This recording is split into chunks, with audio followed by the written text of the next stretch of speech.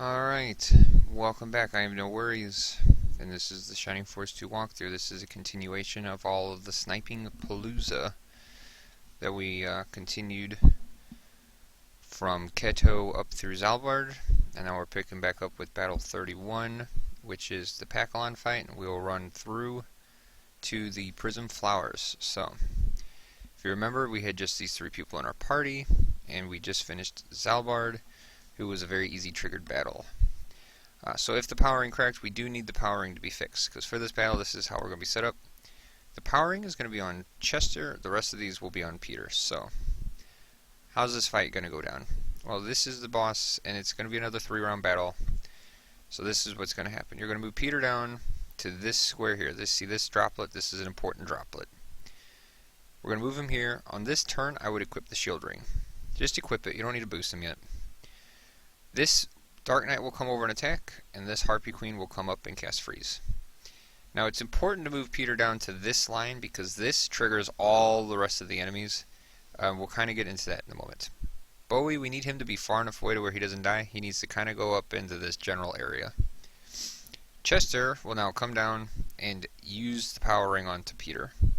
This will make sure Peter's attack is high enough to defeat this guy next round. Not the next turn, but the next round afterwards. So on turn 2, Peter's going to move down to this spot. So this is the fountain. You got 3 squares you can stand in. You know, it's a 3x3. He wants to be right here in the middle of the bottom row.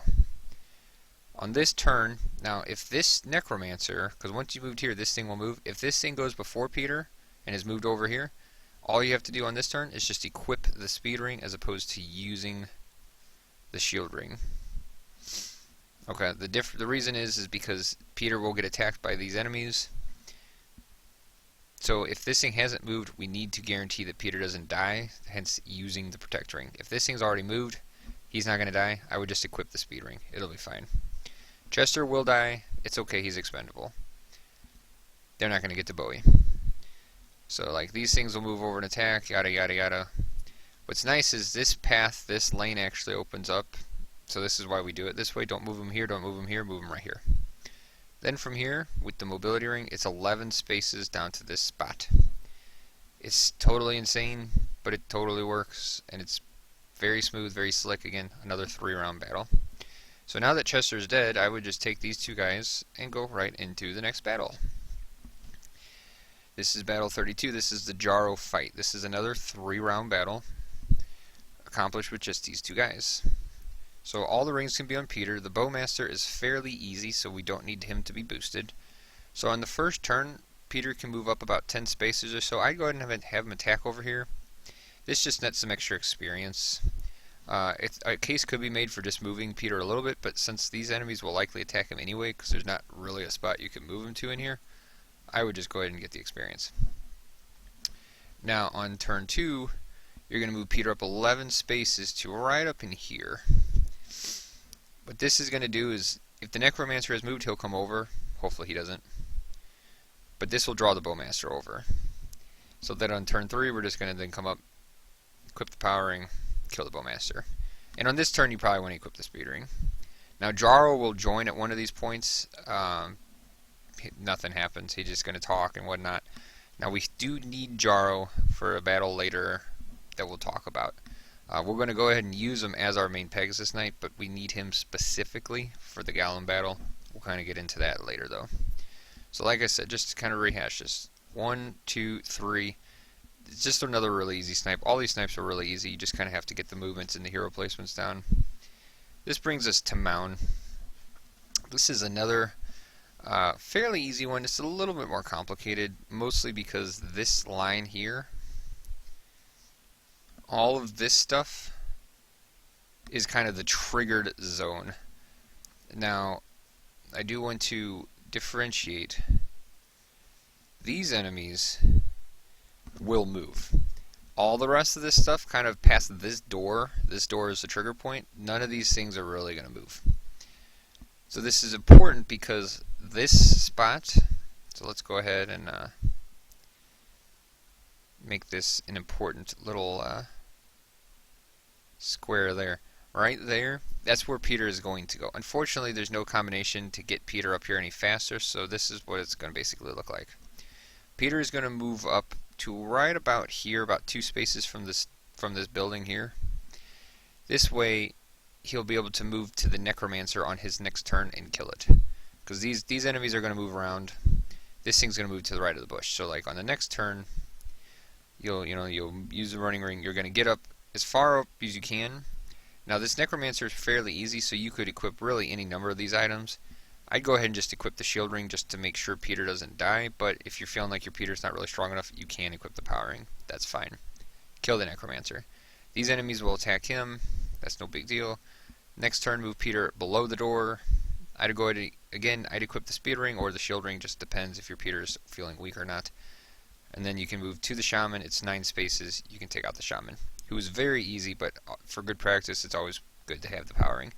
Now, what to do with these guys? Just move them up to about here. That's all. These enemies are going to move, so we need to keep them away, but we don't want to move them up too high because then these guys could come over and, well, that's not so good. So we just want to move them up to about here. We really don't want to get Frasier killed because then we might need to revive him later just because we'll be reviving a couple times and it can get in the way, so it's just easier just to have him live. After this battle, we're going to go in there, we're going to do all that stuff, all that cool jazz. We're definitely going to want to kick Frasier, kick Guyan, go ahead and kick Chester, and then put Jarrow in our party. Go ahead and use the Turbo Pepper that you find in here to give Jarrow 9 movement.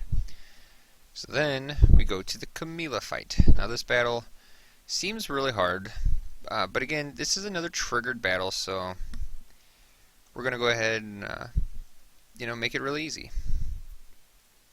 So right here,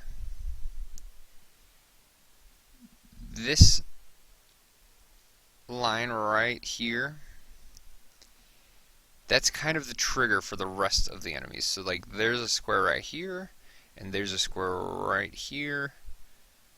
These are kind of the targets. This is actually the target right here. I guess that's not the best arrow because it filled in, but either way. So we're going to have the power ring on Jarrow, the rest of these items on Peter. So on Peter's, basically this is where Peter's going to be on his second turn. It's about 18 spaces or so. It's far enough that Jarrow can move 9 and then 9, and he'll end up right about here, just distance enough away to boost Peter. Now in this turn, you could equip or use the shield ring. It just depends. So like here's the deal. So like this is 11 spaces to right here. Now on this turn, we need Peter's speed to be elevated enough to where he can then make it up here to attack Camilla. If Camilla goes before Peter, she'll move away. We can't reach him.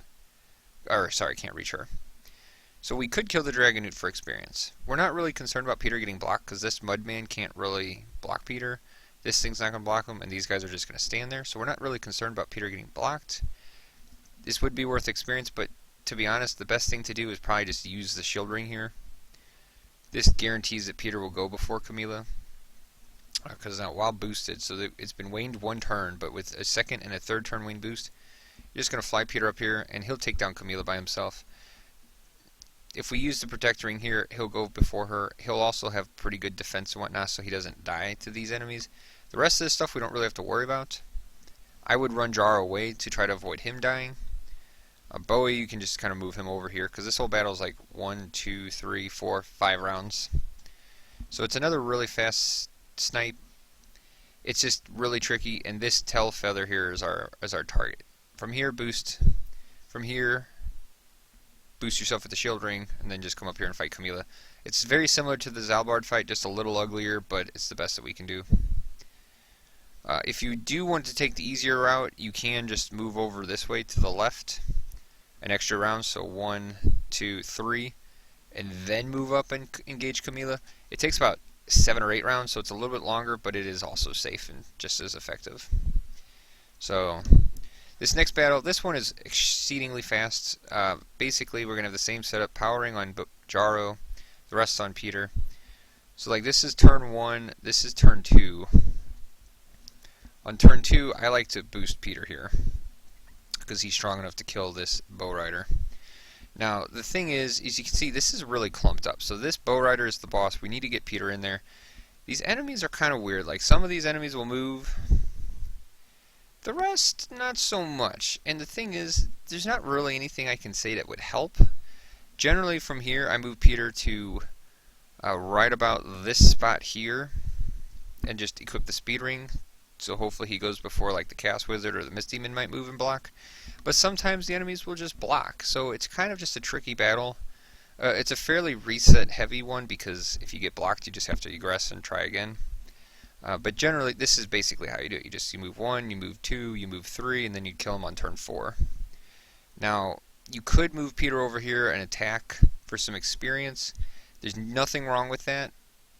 It's just kind of up to you, but yeah, so that's just kind of how it works. I wish I could give a better explanation for how to get it done, but unfortunately it's up to the whims of the enemies. Alright, so we're running out of time here, so let's go ahead and quickly wrap this up here with the last battle before we get into the end parts of the game. So this is kind of incorrect here. I mean, this is correct, this description, but if you put Peter here and you put Peter here, he's not going to get shot at. So again, with the power ring on Jarrow and these items with Peter, Peter's first turn is going to move to here, attack this Prism Flower. This is for experience, just move Jarrow over this way. Turn 2, move Peter here, attack this Prism Flower. Some of the enemies will attack, we're not really concerned. From here, you're going to move Jarrow, it's 3 spaces away from Peter. You can go ahead and boost Peter here. Next turn, just move Peter down here. I would use the shield ring here, just to keep him alive and to make sure he goes quickly, and then just move Peter down here. Take out the Reaper. Or, sorry, this is the Executioner. It's a pretty fast battle. There is some more enemy movement, but it's not really anything that's like that big of a deal, because Peter's not going to die, and it's way more important to just get Peter's, move here, come down. Now, the reason we attack these Prism Flowers is this kind of the last spot that we can elevate Peter's attack a little bit. We need him to have over 120 attack before going into the Lemon battle. This is also the battle afterwards we're going to want to use both Brave Apples on Peter. So it's important to note his experience level here, because we want his experience to be as close to 0 as possible. So it's possible that you may want to aggress and redo this fight if Peter's feeling a little weak. But the main goal here is that have him level off of this Executioner, and then Brave Apple him. And then we'll get into the Lemon fight. And the rest of those snipes are a little bit more in depth. They're still pretty straightforward and simple, but they are a little bit more in depth, so we'll cover them a little bit more thoroughly. But yeah, we just covered 10 battles, 11 battles just that fast. That's how many snipes we can crack out just that quickly using Peter. Alright, this has been No Worries. Thanks for watching. I'll see you guys back next time.